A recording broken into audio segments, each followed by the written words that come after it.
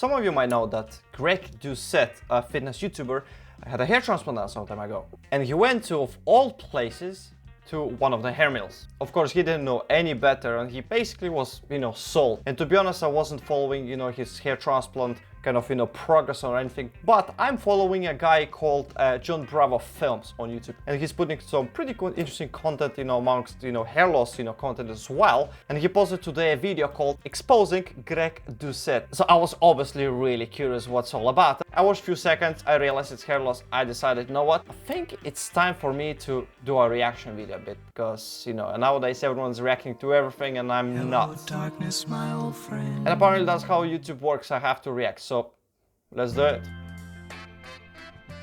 Let's see this piece of shit. A whole year later. Oh, it's been 1 year already. And he looks like that? He looks like a Barbie doll, this asshole. When I first found out that he had a hair transplant, and when I found out where he had a hair transplant, I was thinking he most likely gonna be an example for everyone to show what not to do.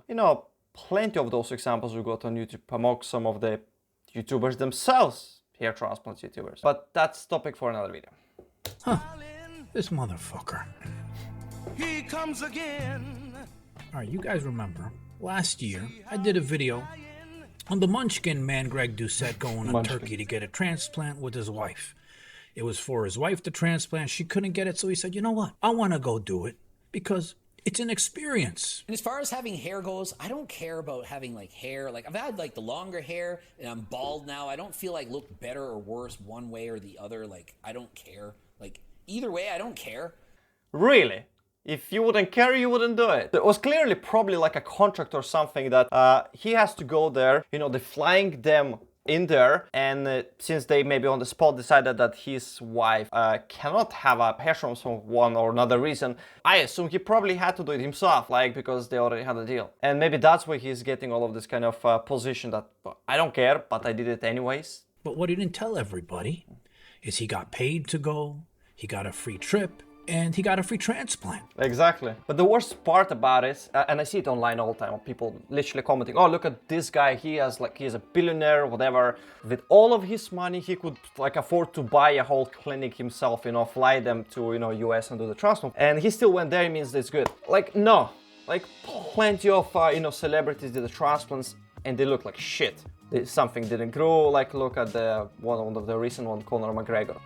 I'm sorry, but what you can expect when you're going to a clinic that don't know any better how to do it? And I'm not sure if you noticed, but hair mills were heavily focused on celebrity, like a YouTuber, to basically pimp them their surgery for free. I don't know what the way they do it, but a lot of YouTubers, especially in the fitness industry, actually had these transplants from various hair mills, from this one to all of the really bottom level. Anyways, I'm going off the track, let's go. He didn't tell people all the details about it, and in turn, what he did is pimp the place, and which is fine, okay, if it was a good place. We got picked up by Now Hair Time with the limo, drove around.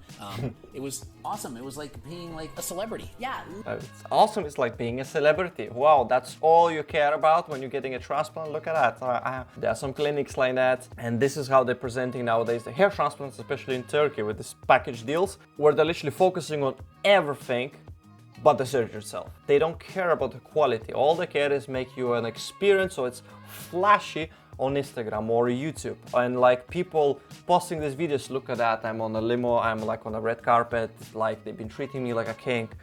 Who cares if you look like shit? And remember, during the time, I made a video on this because I said it's unethical for him to tell people to go to Turkey, to a place that the doctors don't even do the surgery. You want to make yourself a guinea pig, that's fine. Exactly. I completely agree with him. If you want to experiment on yourself, be my guest, flag in your hands, go for it.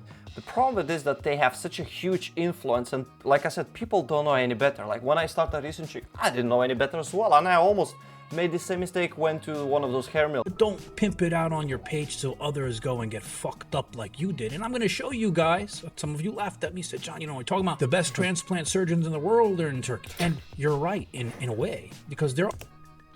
The amount of times I've heard this, I've been told this, is just fucking ridiculous at this moment. Like, all the best transplants, they've been doing it for so many years, for so many times. Somewhere in the US, the surgeon is doing 1-2 surgeries a week. We are doing 20 surgeries a day. We are better, we have more experience, and then we see results. Like, There are some good, great doctors in Turkey, but there's a lot more shitty ones and hair mills where this guy went to where the doctors don't even do the surgery. Exactly. And again, I'm going to stop and tell you guys, I'm not talking shit on Turkey. If you look at my family history of my parents' side, both sides, they're all from Turkey. So I'll be the last one to talk shit. So let me show you now Greg's hair that yeah, that's a good point. A lot of people just keep telling me you're anti-Turkey. No, we know, like, I know some pretty amazing doctors in Turkey that I would personally go as well. So take a look, all right? That's his hairline. That's his hairline. The first thing that I see personally is the actual line that you can actually draw when you're looking at his hairline. The second thing is that what the hell is this? What is this? It's like going up. Not to mention low density and like a clearly thick grafts, like a triples, doubles, you know, in the hairline. And if we zoom in, look at his face too. He's pissed. He's pissed at his own hairline. He's pissed as well. The funniest part is that you don't even need to have a good quality camera or picture or whatever to see that this job is shit. Like, that's a very poor quality transplant done. You can see it right there. Imagine how you would see in real life when you see standing in front of the person. You're gonna see this like a doll-like hair sticking up 90 degrees in like freaking straight line. That's not natural. You cannot see this hairlines in nature. Look at his hairline. It looks like a sewing machine did it. You don't make a hairline like that. That's not natural. No human. Well, maybe this example is not perfect, but it illustrates that thick grafts growing like lots of hair from one spot. And if you put them in the hairline, that's exactly how it looks. Maybe this Barbie is a little bit too bald. Maybe she needs a transplant. I know a place where they can fix her. Is born with a hairline like this. And you see this right here. See this part I'm circling? That's a double hair in the hairline.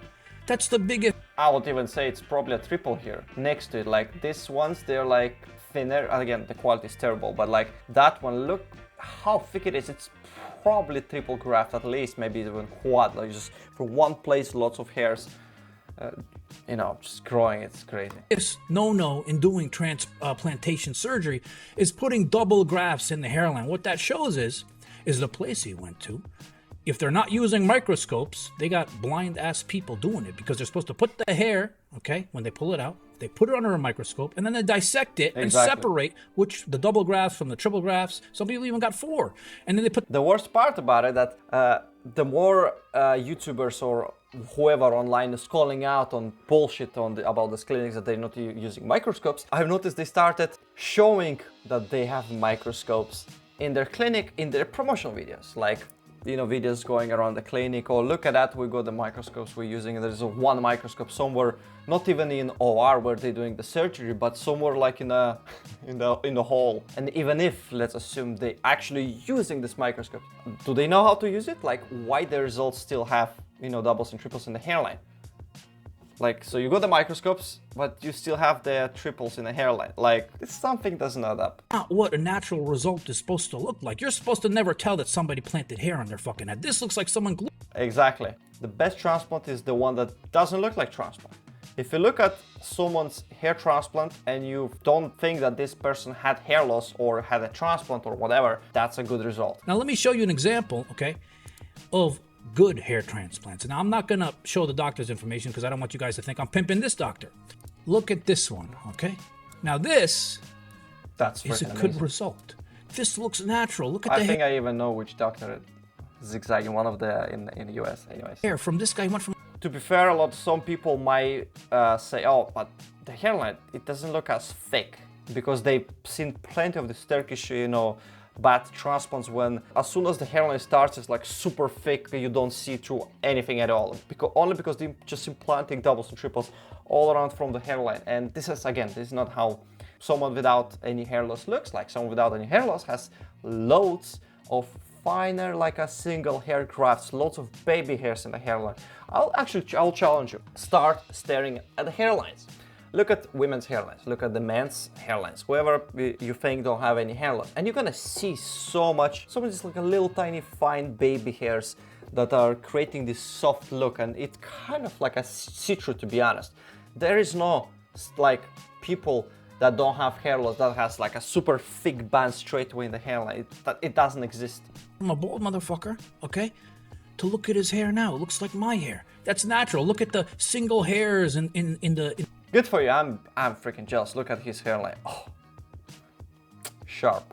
The hairline. And look how it flows naturally, not like a sewing machine like Greg Doucette. Let's see another one now. Here, look at this guy. They repaired his temples. Look at that. Single hairs, and look at the art is involved in making it flow naturally, not like... The micro irregularities makes a huge difference. If you pick the correct hair implant at the correct angle, in the correct place, it's gonna look freaking amazing. If it's done correctly, like here in this example, it's so freaking natural. Like you cannot see where the hairline kind of starts, where it's thicking up. It's like a natural kind of transition into the like a thicker part. Basically how in nature hair is.